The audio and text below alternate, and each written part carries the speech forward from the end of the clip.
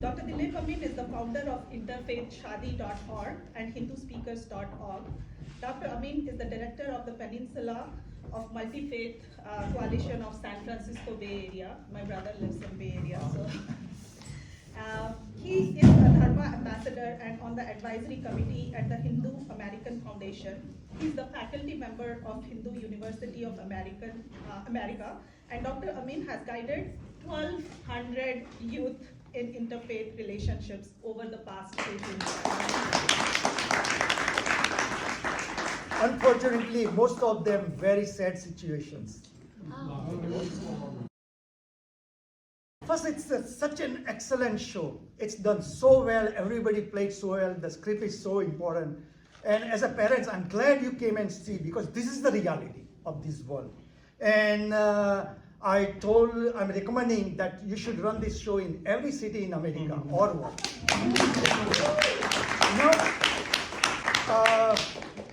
You may have noticed that there is a big gap about what interfaith marriage is between the youths in colleges and what parents want.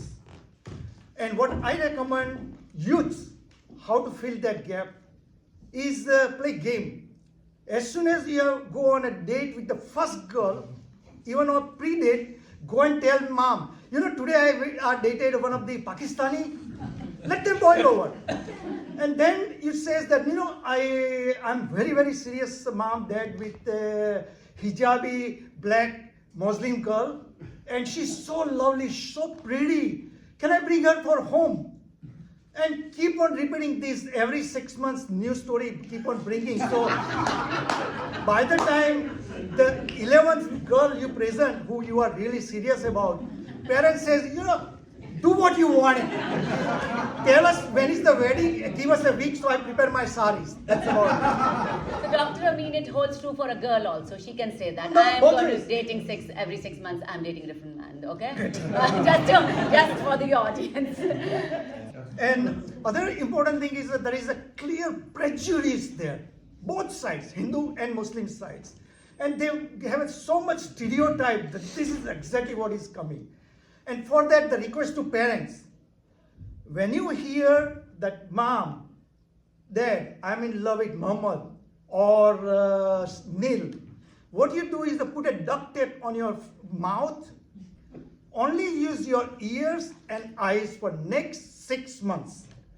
You go talk to all their families, mama, chacha, dada, dadi, their imam, priests, mandirs, and talk to everybody and mosque, talk everybody there.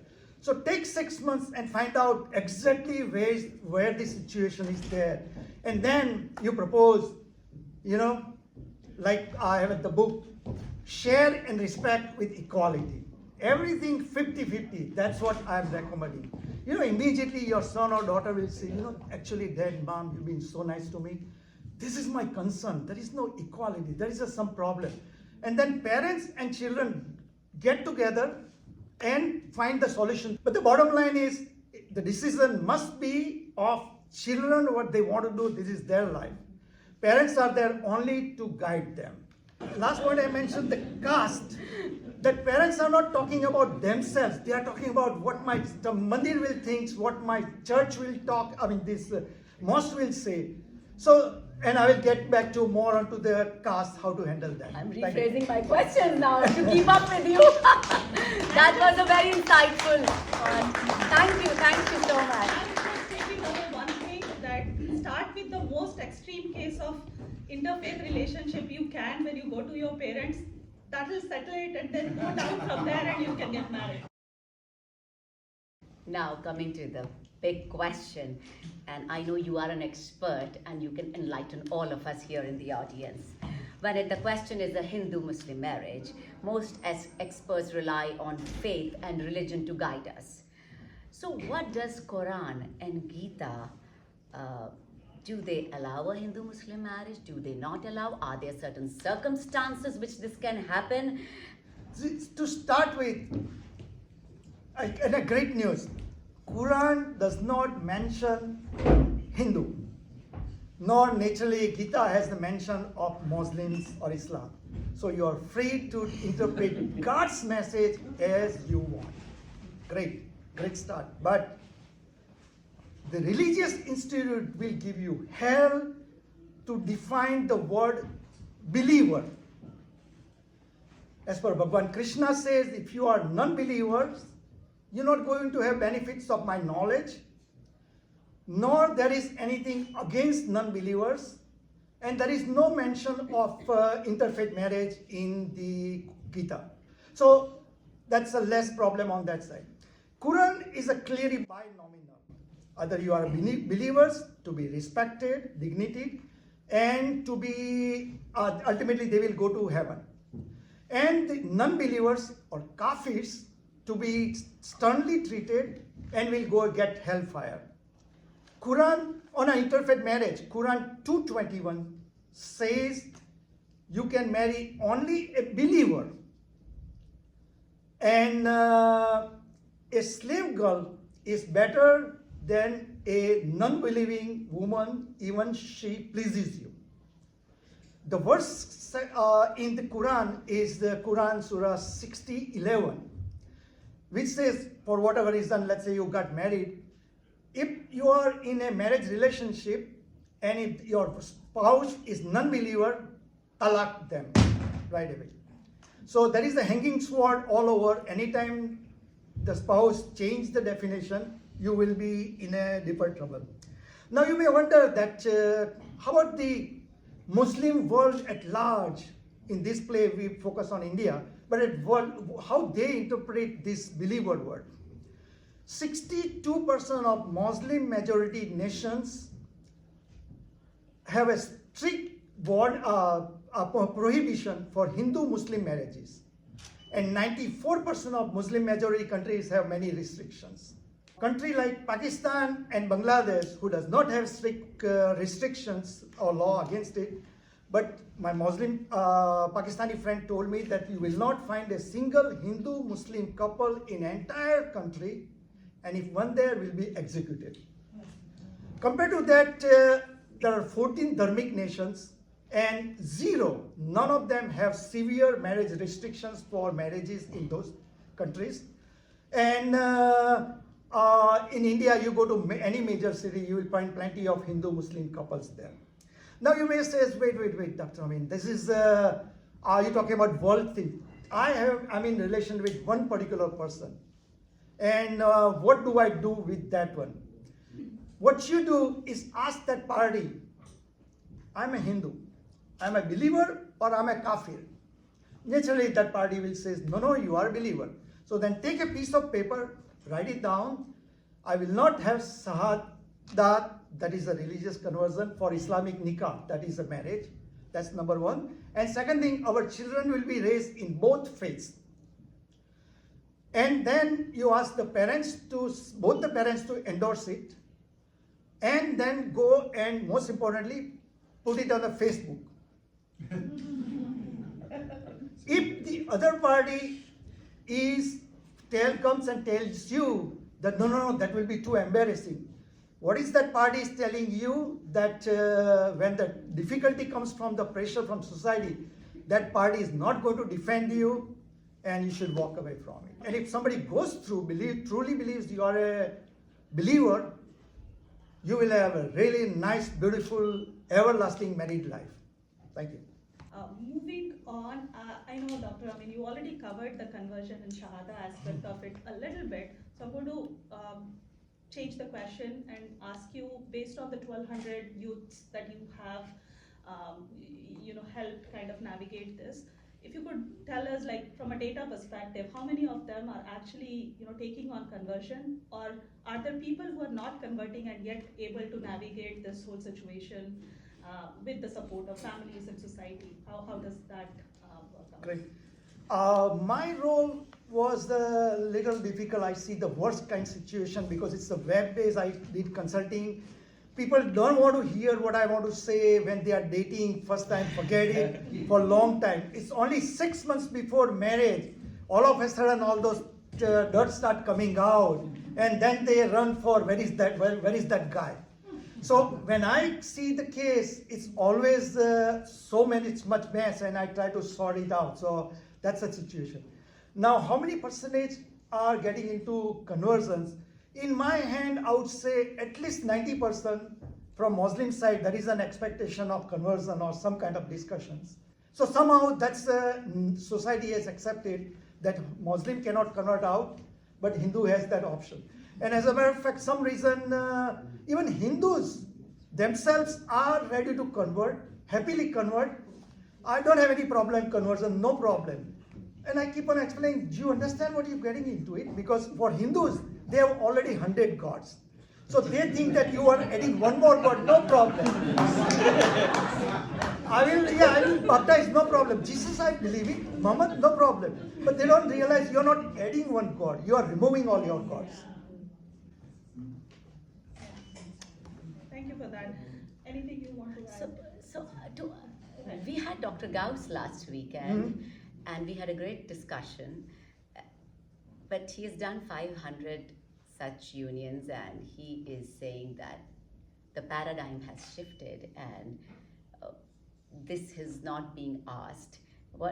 So this Yes. is a very different take from your side. That guy, Mike Muhammad Ghosh, is an exceptional guy. He's my friend.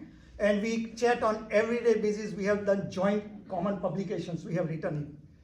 The difference is all the marriages, he has conducted 500 marriages. The difference is all those people he conducted, they are already age 30 plus, so they are a lot more mature. And when you make a decision at that time, there is a lot more thing. But at the same token, he has conducted 150 Hindu-Muslim marriages, and of 50 have converted to Islam. And he has he has conducted those Sadat oath. So we agree everything else what we say, except we don't agree one point that I says, if you are pluralist, you should not ask the other party to convert. Who were you married? Who were you met first time when you fall in love? Accept the person as is. You don't accept the person to make that person into somebody what that person is not. So why there is a need of conversion? And he keeps on fighting that no, people should have liberty and freedom to change religions. But then there is a coercion going on, constant, change it. So that's why my recommendation, conversion, run out of that situation. Mike says, no, accept it, and then you have an option to change it. My recommendation is, and again, for legal perspective, don't take fake conversion. Fake Sahadat is legal problem. Let's say you are married, you have 3 children, 10 years married, divorce, you are in front of court fighting for child custody. Judge will say you have taken Sahadat, both of you are Muslim, child should be on Muslim side. I'm not making up story. Just recent case, go on my YouTube channel.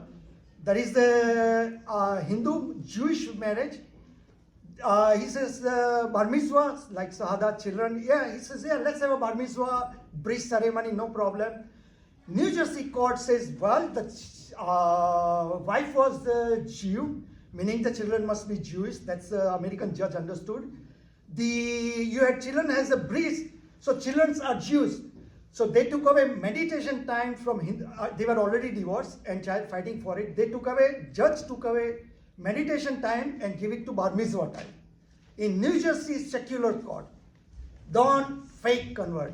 If you believe, honestly convert to Islam.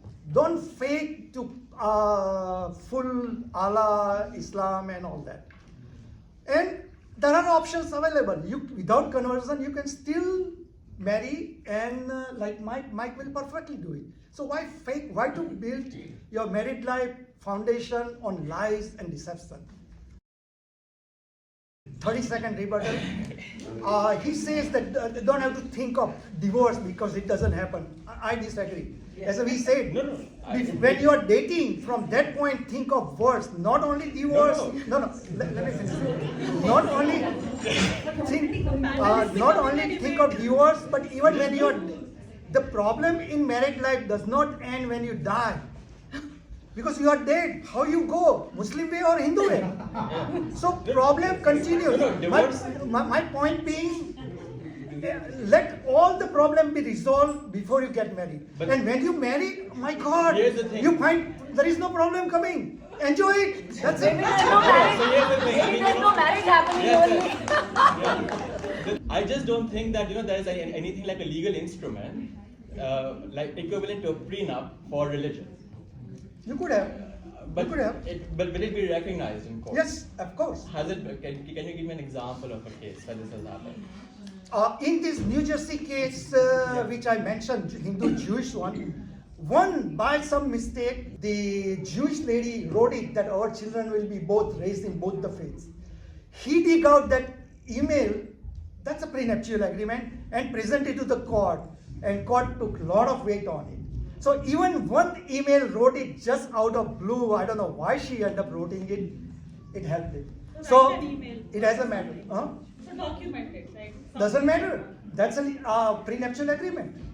You cannot assume that, oh, no. Assumption could hurt you. Knowledge will not hurt you. That's my message. But one thing I definitely believe, this religious conversion practice, that's something you need to take it as an insurance.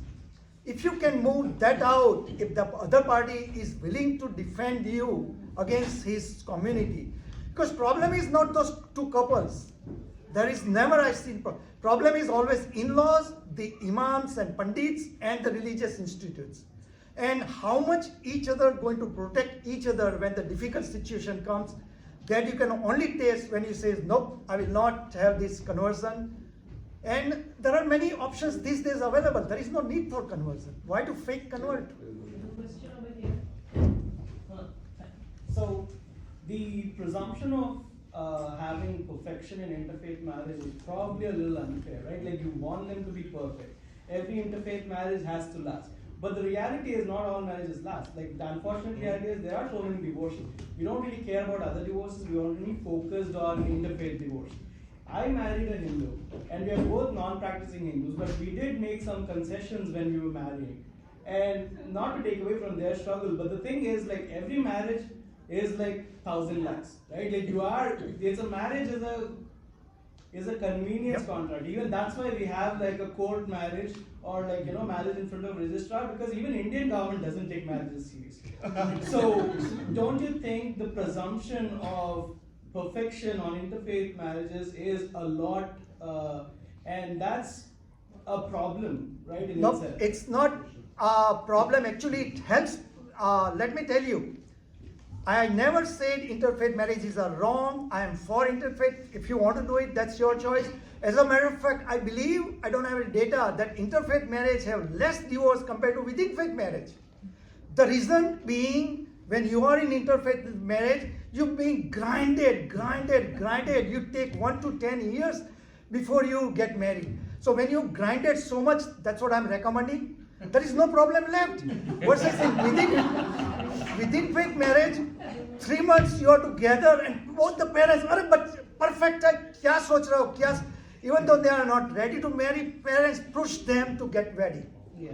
And and within 6 months I have seen many weddings, including in my own family, 6 months they divorce. Why? Because they did not make any informed decision. They never got it grinded because parents pushed them to real. So I am all for any kind of marriage, except you need to make fully informed decision. But by the way, divorce costs 10 times than the marriage. Okay, money can be a deciding factor now. Getting married is easy, staying married is difficult. Is there a legal instrument to convert out of Islam? Convert out of Islam is a good question. If you convert out of Islam, there is clearly apostasy, seriously punishable by majority of the Muslim countries. So that is not an option. And if you convert out, and if you are, let's say, some of the countries like Bangladesh or like that, your life could be in trouble. People will leave. Forget the religious part. Is there a legal instrument? Well, luckily in America, you can always announce I'm an atheist. Nothing will come in the way. But that's as far as you don't go to any trouble land. Anytime anyone in interfaith relationship reach out to me. I don't charge a penny ever. I'll guide you through. Once you go through what I'm telling you, probably you will not have much problem left. That's it. And Thank good you, luck to Dr. all. Amin. Thank you so much. Thank you so much. It was wonderful to hear from you. That's